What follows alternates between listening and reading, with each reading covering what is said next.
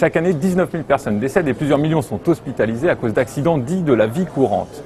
Les assureurs, notamment, réalisent pourtant de grosses actions de prévention pour faire baisser ces chiffres qui ne diminuent pas. Je reçois pour en parler Sylvie Van Est, responsable prévention à la Massif.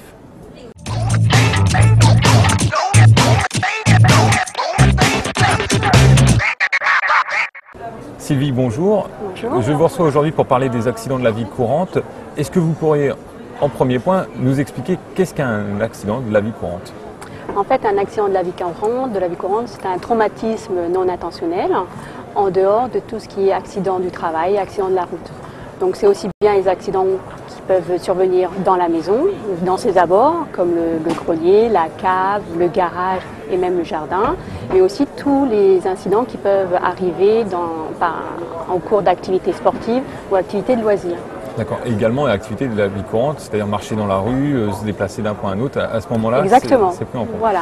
Est-ce que vous avez quelques chiffres à nous présenter? Et je crois même que vous avez un exemple. Oui, alors les chiffres sont édifiants. On peut dénombrer 19 000 décès par an, donc c'est l'équivalent d'une ville moyenne en France. 11 millions d'accidents qui ont recours aux soins, donc 4,5 millions qui ont quand même recours aux urgences. Alors c'est vrai que derrière ces chiffres froids et un peu anonymes, je voulais vous livrer un fait divers que j'ai relevé dans la presse l'année dernière. C'était très exactement le 16 novembre 2010 dans le département de la Loire. C'est un jeune homme qui s'électrise grièvement dans sa baignoire à cause de son ordinateur portable. Il voulait prendre son bain en écoutant de la musique.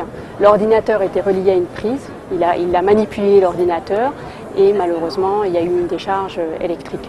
Donc vous voyez, on peut penser que ce jeune homme avait conscience du danger, mais en tout cas, il ne l'avait pas présent à l'esprit au moment où il voulait prendre son bain.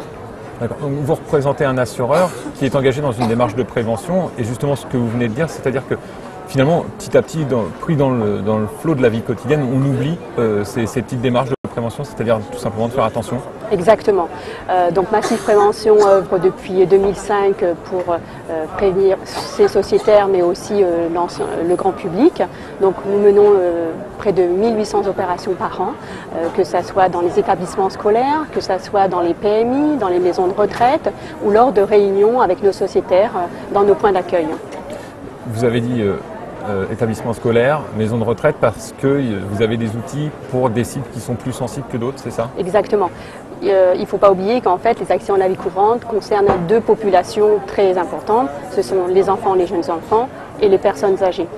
Et tout à l'heure, je parlais de 19 000 décès par an. En fait, près de 9 000 concernent les chutes des personnes âgées. Donc nous menons des actions très fortes auprès de cette cible, notamment en les sensibilisant par des dépliants, de l'information dans notre quotidien, dans notre magazine Tous Sociétaires.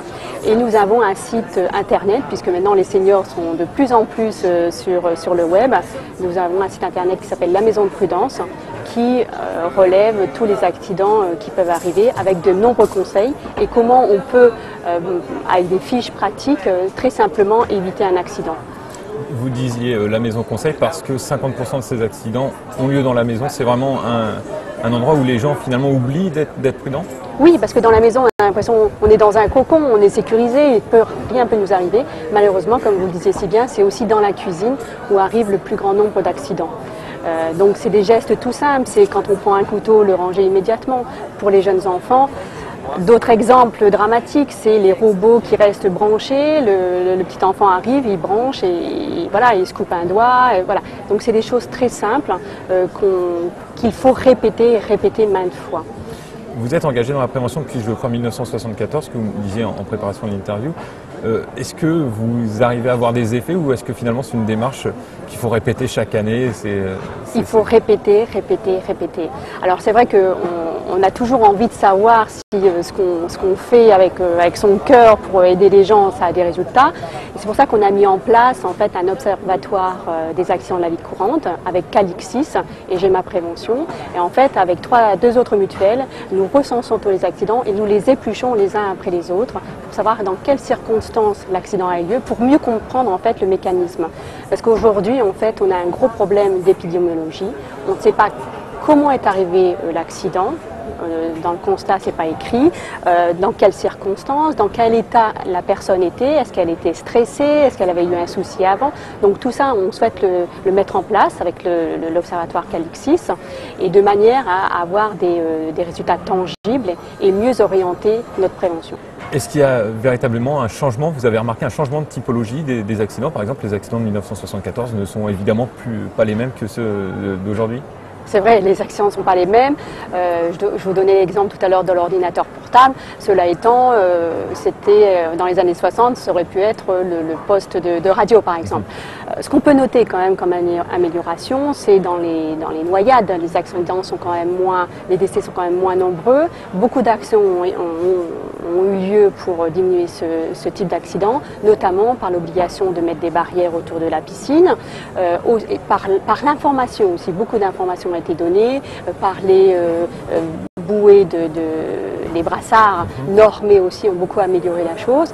Et on peut aussi citer l'exemple du détecteur de fumée qui maintenant va être obligatoire dès 2015. D'ailleurs, on incite nos sociétaires très fortement à s'équiper dès aujourd'hui.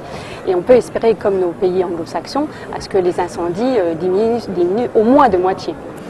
Problème aussi, est-ce que c'est pas que quand le législateur intervient que finalement les gens prennent conscience? C'est-à-dire, est-ce qu'il ne faut pas une loi à chaque fois?